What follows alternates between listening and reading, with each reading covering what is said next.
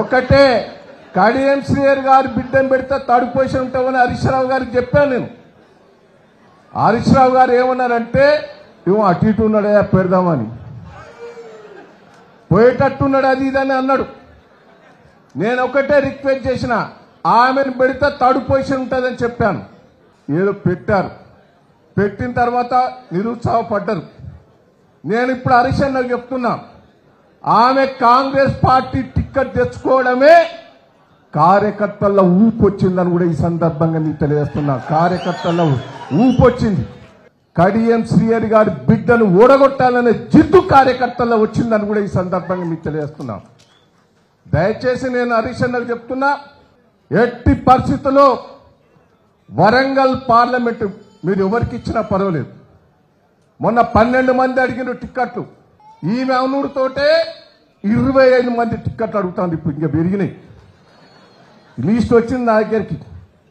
అప్పుడు 12 మంది అడిగింది, ఇప్పుడు ఎక్కువ 25 మంది అడుగుతాను. మీకు కసి కొద్ది ఉన్నాం, ఓడగొడతాం, పైసలు ఖర్చు పెట్టుకోనని జిద్దుకొచ్చారు.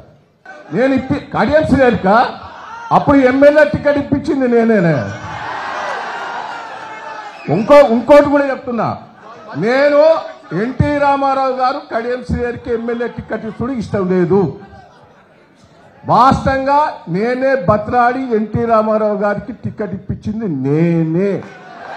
రెండోది ఇది కూడా చెప్తున్నా, ఇదే చెప్తాను, మంత్రి కూడా దయాకర్ నీకు వచ్చేటట్టు లేదు క్యాస్ట్ ఈక్వేషన్ అంటే కడియం శ్రీహరికి ఏంటని బత్రాడి ఇప్పించింది కూడా నేనే. వింటానవా? ఓడగొట్టేదాంట్లో కూడా మొదటని నేనే ఉంటా.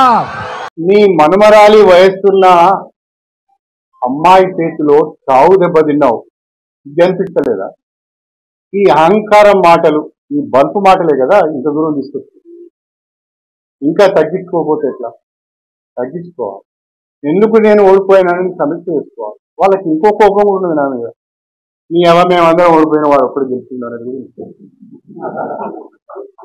వాళ్ళు ఓడిపోతే బాగుండని నిప్పు దొక్కిన కోతి కంటే అధ్వానంగా ఎగురుతాను. ఎందుకో నాకు అర్థం కాదు. భాష అయితే దారుణంగా ఉన్నది. నేను అవినీతికి పాల్పడ్డానని, నేను దోపిడీ చేశానని చాలా మాటలు మాట్లాడుతున్నాను. ఇవాళ కేసీఆర్ గారు